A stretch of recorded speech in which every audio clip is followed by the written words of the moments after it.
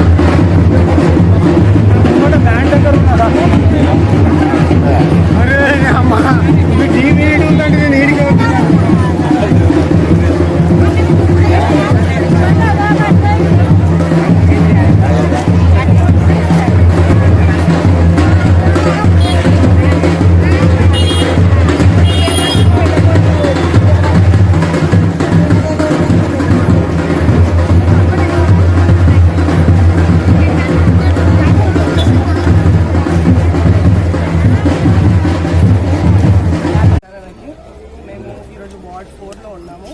యాదవ్ బస్తీ, ముదిరాజ్ బస్తీ కంప్లీట్ చేసుకున్నాము. నెక్స్ట్ ఇప్పుడు అంజర్ బస్తీ కంప్లీట్ చేసుకునేది ఉంది. అది నెక్స్ట్ దానికి వెళ్తున్నాము. మాకు చాలా మంచి స్పందన ఉంది. ఆల్రెడీ మేము లాస్యా మేడం ప్రచారానికి వచ్చింది. అందరూ గుర్తు చేసుకుంటున్నారు. అందరూ లాస్యా మేడం గుర్తు చేస్తున్నారు. తన పదవిలో ఉన్న తర్వాత వచ్చిన 2 months అయినా కానీ డాడీ నిధులు ఏదైతే పెండింగ్ ఉండేనో ఆ బోర్వెల్స్ వేయించింది. అందరూ గుర్తు చేస్తున్నారు. ప్రతి ఒక్క బస్తీలో గుర్తు చేస్తున్నారు. ఇప్పుడు మేము నెక్స్ట్ ఇప్పుడు అంజన్మ దొడ్డికి కంటిన్యూ చేయబోతున్నాం.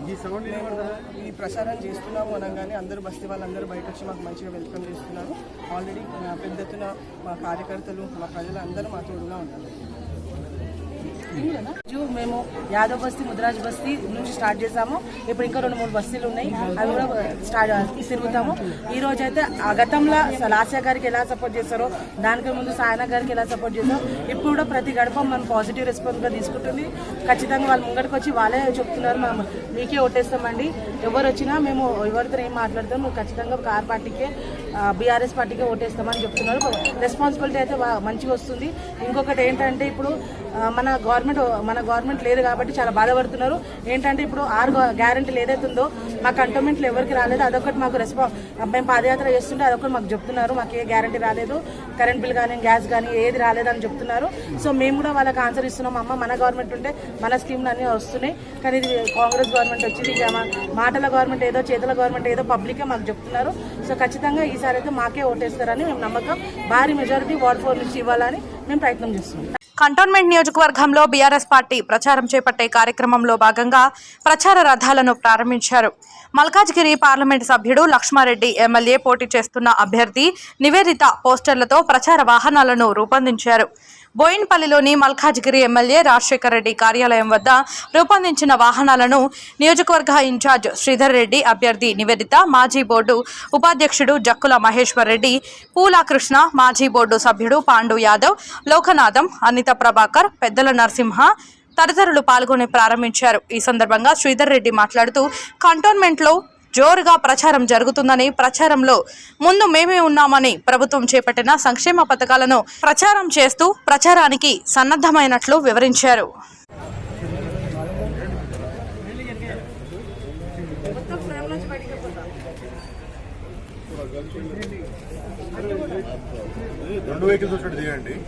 లాస్ట్ ఫోటో అన్ని తీసిన తర్వాత బయట ఒక లైన్ పెట్టుకొని అందరికి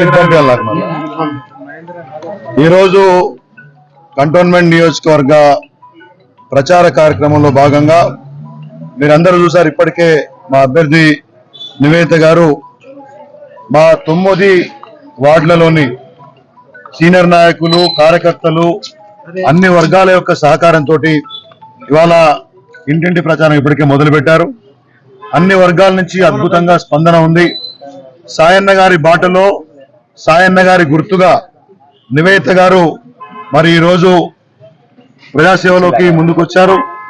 వారిని ఆశీర్వదించి కేసీఆర్ గారు ఈ కంటోన్మెంట్ ఉప ఎన్నికల్లో బీఆర్ఎస్ అభ్యర్థిగా మరి ప్రజల ముందుకు తీసుకొచ్చారు.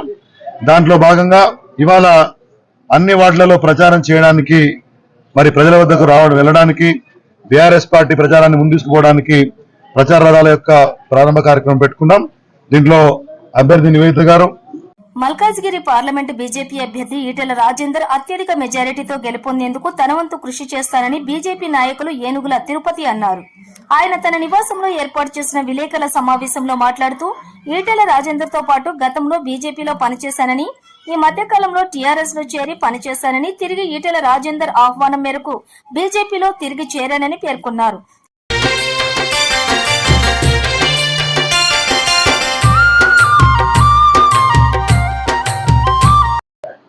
మీడియా మిత్రులందరూ కూడా నా హృదయపూర్వక నమస్కారాలు. భారత్ మాతాకి జై. జై శ్రీరామ్. నేను 2020 జిహెచ్ఎంసీ ఎలక్షన్లో కంటెస్ట్ చేసిన ఓల్డ్ బండిపల్లి నుంచి మీ అందరూ తెలిసిన విషయమే. కొన్ని అనివార్య కారణాల వలన మొన్న జరిగిన సార్వత్రిక ఎన్నికల్లో పార్టీ మారడం జరిగింది. అది కూడా కొంచెం నాకు కూడా ఇబ్బందికరమే. ఈరోజు మళ్ళీ ఈటెల రాజేందర్ గారు మా గురుగారైన మా ఉద్యమ నేపథ్యంలో ఆయన ఆహ్వానం మేరకు ఆయన గెలుపులో నా వంతు కృషి ఉండాలనే ఉద్దేశం కొద్దీ మేమంతా కలిసి ఉద్యమం చేసిన నేపథ్యం ఉన్నది కాబట్టి, ఆయన నాయకత్వంలో మేమందరం 2001 నుంచి పనిచేసినాం కాబట్టి ఆయన ఆహ్వానం మేరకు నేను భారతీయ జనతా పార్టీలో మళ్ళీ రావడం జరిగింది. నాకు చాలా సంతోషంగా ఉంది. మల్కాజ్గిరి ప్రజలు చాలా చైతన్యవంతులు. మన ఇంతకుముందు మల్లారెడ్డి గారికి రాజకీయ జీవితం ఇచ్చిండ్రు, తర్వాత ఆయన మంత్రి అయినరు, తర్వాత ఒక ప్రశ్నించే గొంతు అని చెప్పి రేవంత్ రెడ్డి గారు కూడా కొడంగల్లో ఓడిపోయినప్పటికి కూడా మల్కాజ్గిరి ప్రజలు ఆయన బ్రహ్మరథం బట్టి ఇక్కడ గెలిపించిండ్రు. ఆయన ముఖ్యమంత్రిగా కూర్చున్నాడు. మళ్ళీ ఈరోజు మల్కాజ్గిరి ప్రజలు ఆ చైతన్యాన్ని మరోసారి చాటి రాజేంద్రన్న గారిని 3 లక్షల మెజార్టీతో గెలిపిస్తారు. ప్రజలు కూడా బ్రహ్మరథం పడుతున్నారు. ఈరోజు మల్కాజ్గిరి ప్రజల చైతన్యానికి నా హృదయపూర్వక నమస్కారాలు తెలియజేసుకుంటున్నా. రాబోయే రోజులలో భారతీయ జనతా పార్టీ రాజేంద్రన్న గారి నాయకత్వంలో తెలంగాణలో కాషాయ జెండా ఎగురుతుంది ఖచ్చితంగా.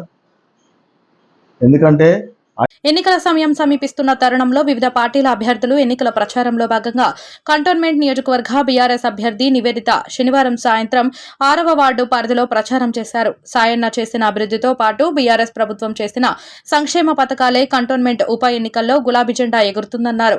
ఈ ప్రచారంలో సీనియర్ నాయకులు, మాజీ బోర్డు సభ్యుడు పాండు యాదవ్, 6వ వార్డు భూపేష్ యాదవ్, కార్యకర్తలు, స్థానిక ప్రజలు పెద్ద ఎత్తున పాల్గొన్నారు.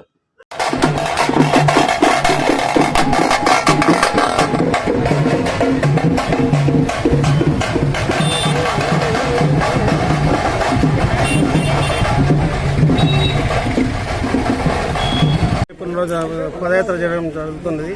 ఇప్పుడు మేము ఏ గల్లీకి వెళ్ళినా, ఎక్కడ వెళ్ళినా కానీ, ప్రతి బస్తీకి పోయినా కానీ ప్రతి ఒక్కరు ఏదో ఒక పని, అభివృద్ధి పని, కమిటీ హాల్ కానీ, బోర్డు కానీ ఏడ చూసినా కానీ ప్రజలు అదే అడుగుతున్నారు. అరే సాయన చేసి మేము మర్చిపోము, కంపల్సరీ ఆమెకే చేస్తామని చెప్పి మరి మేము అడగకుండా ప్రజల్లో చెప్తున్నారు. ముఖ్యంగా మా ఆడపడుచులు మాత్రం కంపల్సరీగా మైకే ఓటేస్తామమ్మా అని చెప్తున్నారు. మా క్యాండిడేట్ గెలవాలని అందరికీ మనవి చేస్తున్నాం. Thank you. అన్న పోయినసారి కన్నా ఈసారి మెజార్టీ పెంచుతున్నావా? 100% పెంచుకొస్తాం, సమస్య లేదు. అందరూ ఎవరు బీజేపీ కానీ కాంగ్రెస్ కానీ ఎంత అది చేసినా కానీ కంపల్సరీ మేమే గెలుస్తున్నాం. తప్పనిసరి మా ప్రజాదరణ ఉన్నది. మా ఆడపడుచులు కానీ, మా ఇక్కడ అందరూ యూత్ కానీ మా సాయిని ఇప్పటి కూడా మరవలేదు. వాళ్ళు ఆయన 30 years ఉన్న అభివృద్ధి మాత్రం అందరూ యాద్ చేసుకొని గట్టిగా ప్లీజ్ పాదయాత్ర చేస్తున్నాము. ఈరోజు సాయంత్రం మేము వార్డ్ 6 నుండి మా ముసిక్ విలేజ్, తర్వాత తవైపుర అంత కంటిన్యూ చేస్తాం. థర్డ్ వన్ కంటిన్యూ చేస్తున్నామండి. ఆల్రెడీ మేము మా ప్రెసిడెంట్స్తో, మా బోర్డు మెంబర్స్తో, మా ముఖ్య లీడర్లతో ఇక్కడికి వచ్చాము. ప్రజలు మాకు చాలా మంచి స్పందన ఇస్తున్నారండి, చాలా పాజిటివ్ స్పందన ఇస్తున్నారు. ఇక్కడ నాన్న చేసిన అభివృద్ధి చాలా ఉంది. ఇప్పుడు మేము లాస్ట్ టైం డాడీ బోర్ ఇచ్చారు, ఒక కమిటీ హాల్ ఇచ్చారు. అది ఇంకా కొంచెం మిగతా పెండింగ్ ఉంది. అది కాస్త నేను గెలిచాక ఇస్తాననేసి వాళ్ళకి హామీ ఇస్తున్నాను. ఇక్కడ డాడీ అభివృద్ధి చాలా ఉంది. ఇంకా మొన్న చెల్లి వచ్చినప్పుడు కూడా వీళ్ళందరూ కలిసి ఉంటుంది కాబట్టి వాళ్ళందరూ కష్టపడ్డారు. ఇక్కడ ఉన్న ప్రజలందరూ కష్టపడ్డారు. థ్యాంక్ యూ సో మచ్ గెలిపించినందుకు చెల్లిని వాళ్ళు అదే చెప్తున్నారు.